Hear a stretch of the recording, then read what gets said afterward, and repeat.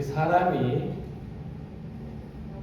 보는 것과 반응하는 것 사이에는 시간적인 간격이 있습니다. 축구를 할 때 아무리 훈련을 많이 한 골키퍼라도 상대편 선수의 슛을 막아내지 못하는 것은 눈으로 보는 것을 행동으로 옮기는데 시간의 간격이 있어서 그렇습니다.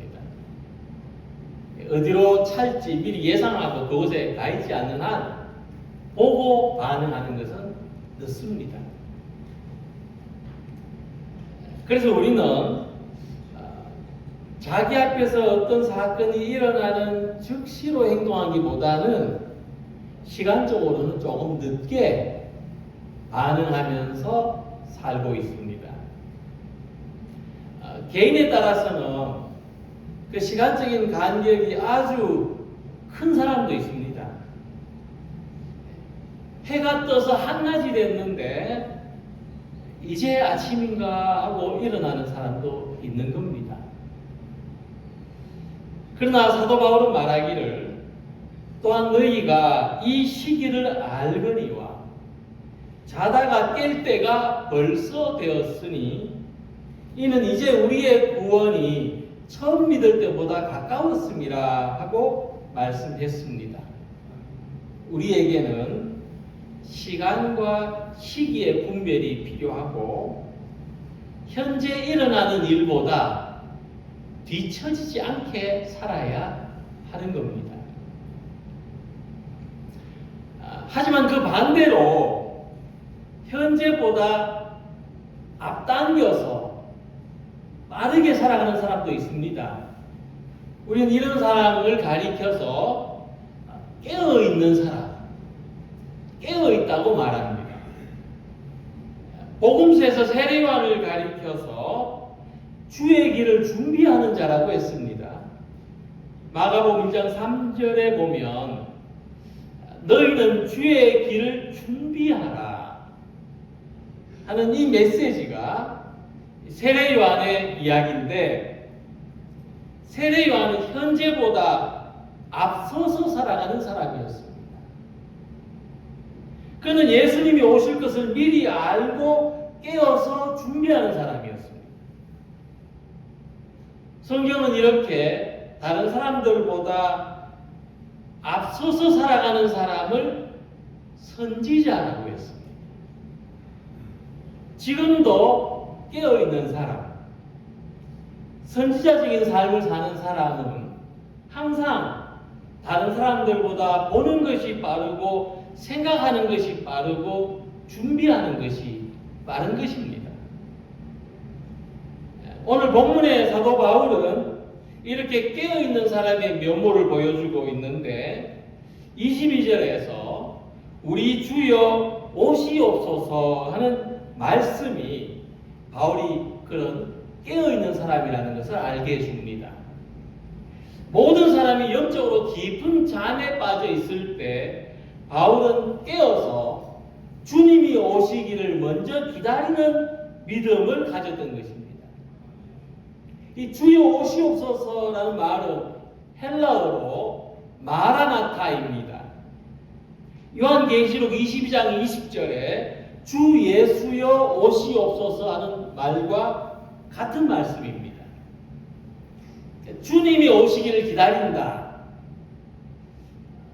주여 오시옵소서. 이 말씀을 2026년이라고 하는 시간에서 읽는 사람은 정확한 의미를 이해하기 어렵습니다. 굉장히 길게 늘어진 이해가 되기 쉽습니다.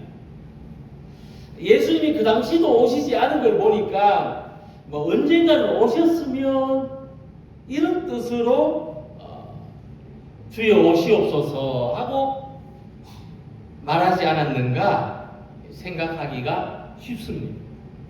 그러나 이 말씀이 가진 원래의 뜻은 지금 여기에 오시옵소서입니다. 그러니까 그 시대를 살던 성도들은 바울은 예수님이 2000년, 2만 년 2000년 지난 후에 오시기를 기다릴 만큼의 여유가 없었습니다. 그들은 날마다 지금 여기에 주님이 오시기를 날마다 기다렸습니다.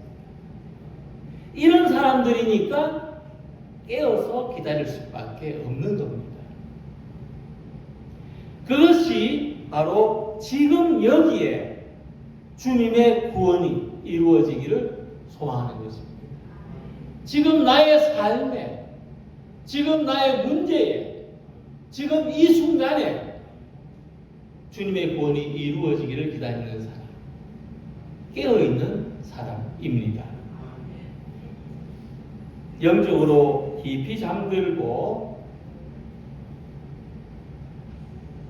영적으로 무감각해져 있지 않고 깨어있는 사람은 주님의 구원이 지금 여기에 이루어지기를 미리 준비하는 사람입니다. 주의 길을 예비하는 사람이죠. 우리 삶의 회복, 우리 믿음의 회복, 교회의 회복, 세상의 회복, 이같이 우리가 바라는 구원이 지금 여기에 이루어지기를 깨어서 기다리고 깨어서 준비하는 성도가 되시기를 소망합니다. 자, 먼저 지금 여기에 주님이 오시기를 기다리는 우리는 지금 이 순간에 주님을 사랑하는 사람이시기를 바랍니다. 바울이 마지막 편지 부분에서 주님을 사랑하라고 권면했습니다. 지금 여기에서 뭘 해야 될까? 첫 번째, 주님 사랑해야 됩니다. 주님 사랑하는 마음 지금 여기에 있어야 됩니다. 근데 이 권면을 자세히 보면 명령을 내리는 것이나 협박을 하는 것처럼 보이기도 합니다. 왜냐하면 만일 누구든지 주를 사랑하지 아니하면 저주를 받을지어다. 이렇게 아주 강한 어조로 말하기 때문입니다. 근데 바울이 이렇게까지 지나칠 정도로 엄중하게 선언하는 데는 이유가 있습니다. 자, 생각해 보십시오. 만약 지금 여기에 주님이 오신다면 주님을 사랑하는 사람에게는 그것이 기쁨과 축복이 되지만 주님을 사랑하지 않는 사람에게는 주님이 지금 여기에 오시는 것이 반갑지 않은 일, 그 자체로 저주스러운 일이 될 것이기 때문입니다. 그래서 우리가 지금 여기에 주님을 사랑해야 된다는 것이 얼마나 중요한 건지 모릅니다. 특히 이 주님을 사랑하는 바울의 권면은 예언적인 말씀입니다. 바울은 영적인 안목이 있어서 지금 여기에 주님이 오신다면 사람들이 각각 어떤 보상을 받을지 볼 수 있었습니다. 그리고 이 말씀은 믿지 않는 사람들에게 하신 말씀이 아니고 고린도 교회에서 주님을 믿는 성도들에게 하신 말씀이라고 생각해 볼 때 이 말씀은 위협이 아니고 협박이 아니고 애정이 담긴 표현이라는 것을 알 수가 있습니다. 그래서 주님을 사랑하지 않는 사람에게 대한 경고는 듣기 거북하고 불편하게 생각할 문제가 아닙니다. 애정이 담긴 말씀이기 때문입니다.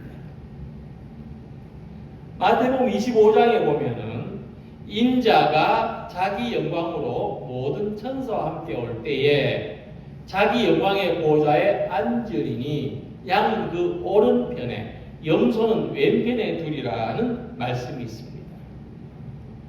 만약 주님이 지금 여기에 오신다면 같은 무리에 섞여 있지만 양과 염소로 구별되는 거죠.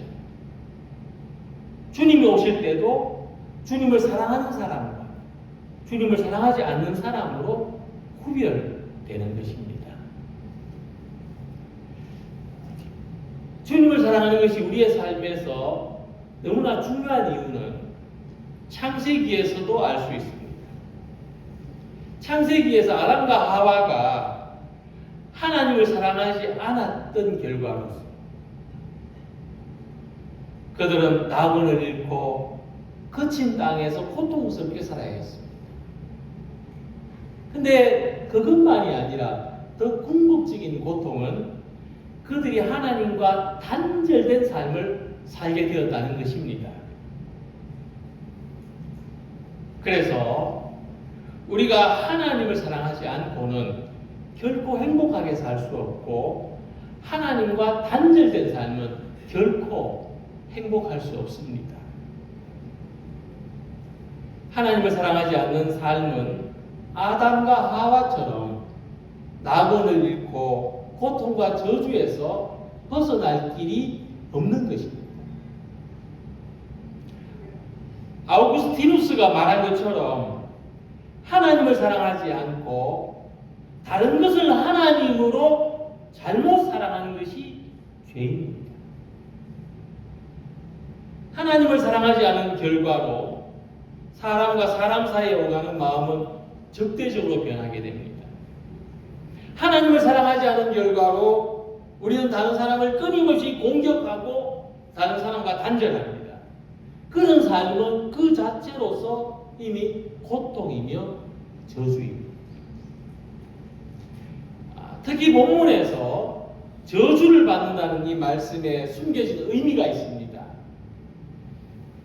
바울은 무엇을 염두에 두고 저주를 받는다고 했을까?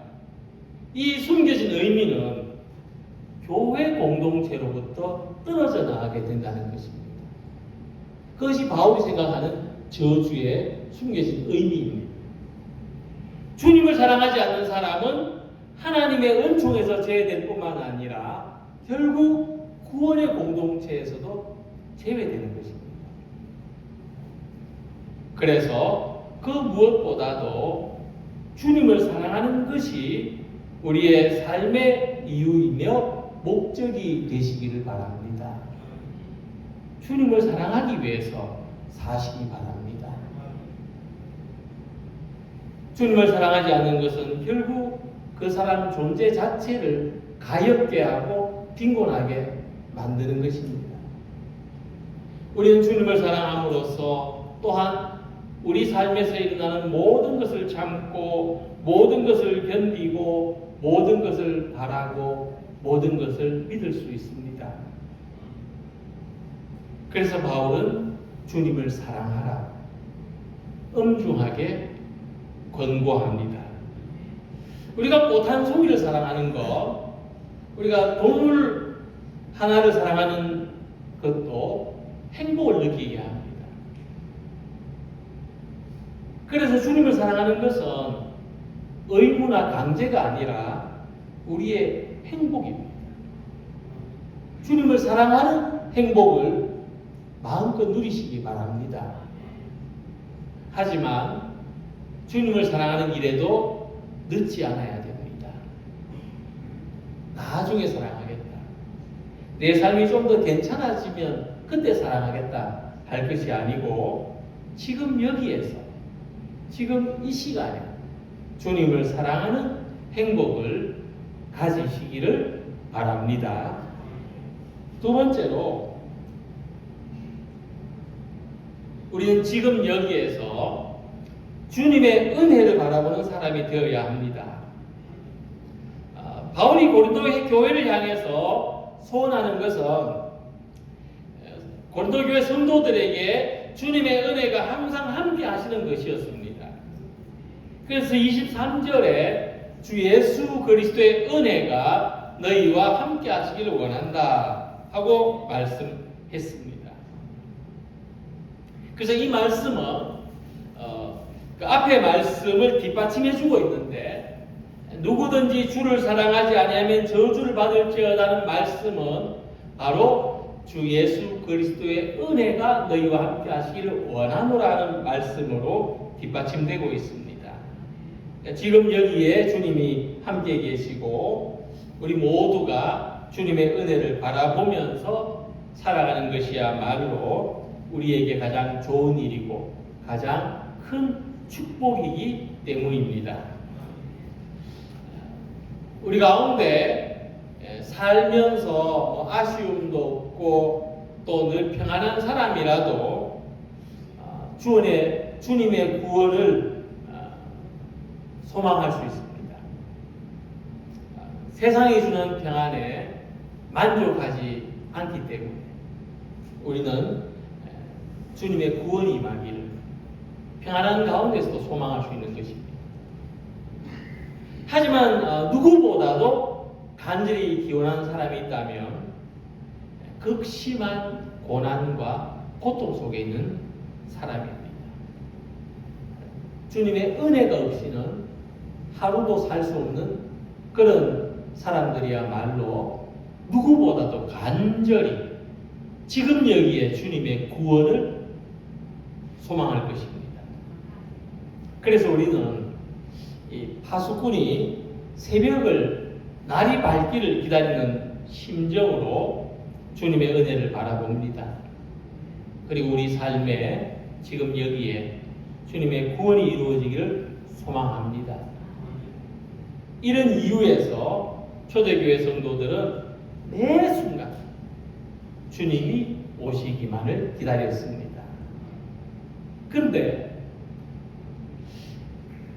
그들이 견디기 어려운, 정말 사람이 상상하기 어려운 시련을 받고 박해를 당하면서도 믿음을 지켰던 것은 바로 이 소망이 있었기 때문에 주님이 오신다는 소망, 주님이 구원하신다는 소망, 이 소망이 있었기 때문에 그들이 믿음을 지켜갈 수 있었습니다.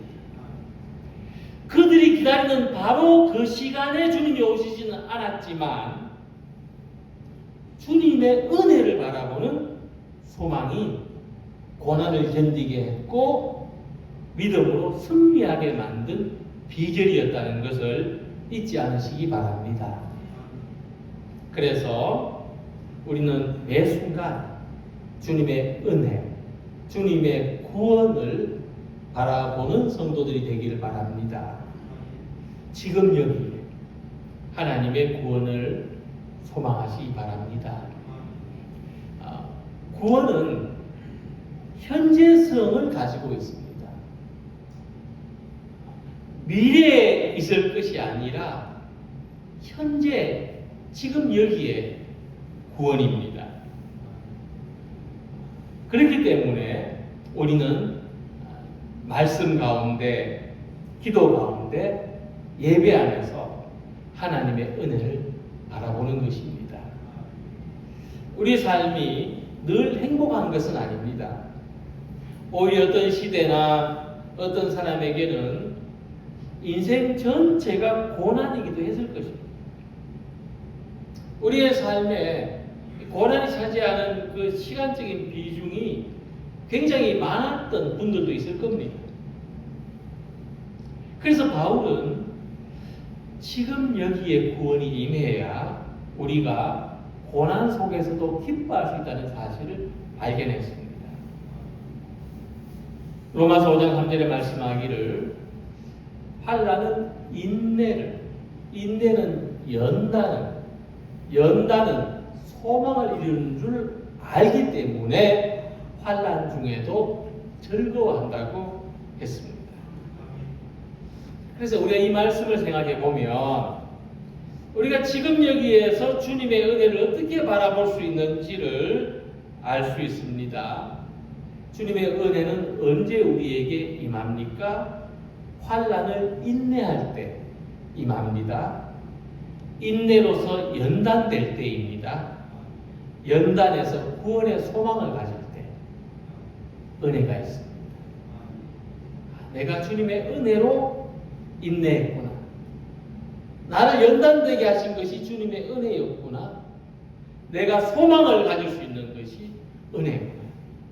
내가 가진 힘으로 참은 것이 아니고 주님이 주신 힘으로 참고 내 힘으로 강해진 것이 아니라 주님의 도우심으로 강해지고 내 믿음으로 소망하는 것이 아니라 주님이 주시는 믿음으로 소망하게 되는 것이 은혜입니다.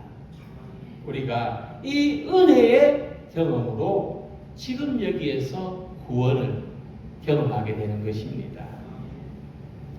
히브리서 4장 16절에 그러므로 우리는 긍휼하심을 따라 돕는 은혜를 얻기 위하여 은혜의 보좌 앞에 담대히 나아갈 것이라고 말씀했습니다. 우리 성도님들에게 지금 어떤 은혜가 필요하십니까? 인내의 은혜가 필요하십니까? 연단의 은혜가 필요하십니까? 소망의 은혜가 필요하십니까? 때를 따라 도우시는 은혜를 얻기 위해서 믿음으로 담대히 주님 앞에 나아가는 성도가 되시기를 소망합니다. 고린도 교회에 주님의 은혜를 기원한 바울은 마지막으로 이런 고백을 합니다. 마지막은 바울의 고백입니다. 나의 사랑이 그리스도 예수 안에서 너희 무리와 함께 할지어다. 좀 쉽게 번역을 하면 나는 그리스도 예수 안에서 여러분 모두를 사랑합니다 하는 고백입니다. 바울은 사랑하기 어려운 대상들에게 사랑한다고 고백한 겁니다. 바울은 나 여러분들 사랑할 겁니다. 자기 의지를 고백한 겁니다. 왜냐하면 이때 고린도 교회는 바울이 가르친 걸 다 잊어버렸어요. 그래서 서로 패가 나뉘었죠. 그리고 믿음의 열정도 식어지고 교회 바깥으로부터 비난받는 사람들도 많았습니다. 그래서 바울은 이런 고린도 교회를 생각하면서 내가 고린도 교회가 다시 회복되어야 되겠다 하는 이런 마음이 있었기 때문에 나 여러분들을 사랑합니다.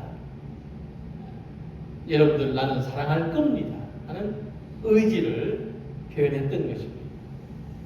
그래서 이 사랑은 좋아하는 감정하고는 다릅니다. 성경이 가르치는 사랑은 좋아서 생기는 감정이 아니라 의지적인 노력이 따르는 겁니다. 우리가 사랑한다는 말에는 사랑하겠다는 의지와 노력이 따르는 것입니다. 그럴 때 우리는 관계를 회복할 뿐만 아니라 자기 삶도 회복할 수가 있습니다. 우리는 사랑하는 외에는 자기의 삶이나 관계나 공동체를 회복할 방법이 없다는 것을 발견해야 됩니다. 너무나 이상적이고 거창한 이야기 같지만 사랑하는 것 외에는 회복할 수 있는 길이 없는 겁니다. 사랑하겠다는 의지를 가질 때 우린 믿음이 자랍니다. 그래서 우리가 믿음이 성숙한 정도는 사랑하는 능력과 비례합니다. 믿음이 작은 사람일수록 사랑도 작지만 믿음이 큰 사람일수록 사랑하는 능력도 큽니다. 하나님이 세상을 사랑하셔서 예수님을 보내셨습니다. 세상을 사랑하시니까 하나님이시죠. 예수님의 믿음은 세상 모든 사람을 사랑하시는 능력입니다. 하나님이 세상을 이처럼 사랑하사 독생자를 주신 것입니다. 그래서 이 하나님의 사랑이 우리 안에 있는 하나님의 형상을 회복하게 하고 우리도 하나님을 따라 사랑할 때 우리 안에 하나님의 형상이 회복되는 것입니다. 요한일서 4장 19절에 우리가 사랑하면 그가 먼저 우리를 사랑하셨음이라고 했습니다. 그렇기 때문에 우리가 다른 사람을 미워하는 것, 혐오하는 것은 우리의 죄성에서 나오는 것이기 때문에 쉽습니다. 미워하는 것은 사랑하는 것보다 훨씬 쉽습니다. 거꾸로 사랑하는 것은 사람의 죄성을 벗어나야 되기 때문에 어렵습니다. 미워하기보다 사랑하기가 훨씬 어렵습니다. 하지만 예수님은 십자가의 사랑으로 세상을 이기셨습니다. 우리의 능력은 사랑입니다. 이처럼 우리의 삶은 내가 사랑해야 되겠다. 내가 내 삶을 좀 사랑해야 되겠다. 내가 하고 있는 일을 좀 사랑해야 되겠다. 내가 지금 나와 같이 사는 사람들을 사랑해야 되겠다. 내가 속해 있는 모든 것을 사랑해야 되겠다는 의지가 필요합니다. 그럴 만큼 우리 현실에 많은 문제가 있습니다. 그러나 우리가 주님이 오실 때까지 이런 문제를 늘 안고 살아야 됩니다. 그래서 현실 때문에 삶이 점점 망가지는 사람이 될 것이 아니라 하나님의 형상을 점점 회복해가는 사람이 되시길 바랍니다. 그래서 필요한 것이 사랑하겠다는 의지입니다. 그래서 바울이 자기 삶에서 가장 집중했던 것이 있다면 주님을 사랑하는 것이고, 가장 힘썼던 일이 있다면 교회와 성도들을 사랑하는 것이었습니다.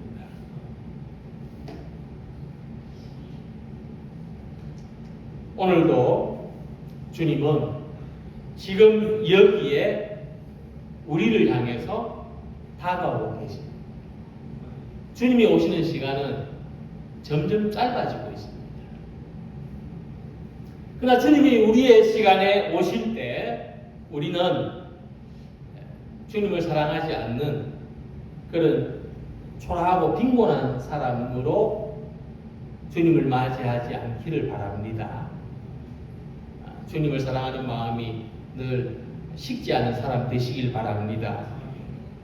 우리의 삶의 매 순간을 내 힘이 아니고 내 지혜가 아니고 주님의 은혜로 감당해 나가기를 소망합니다.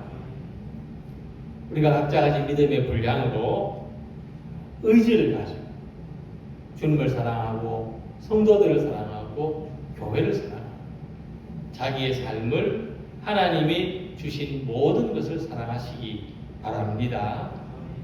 이와 같은 믿음으로써 오늘도 우리의 시간에, 우리의 생각에, 우리의 계획에 주님의 시간이 임하기를, 은혜의 시간, 구원의 시간을 기다리며 살아가기를 주님의 이름으로 축원합니다. 기도드리겠습니다.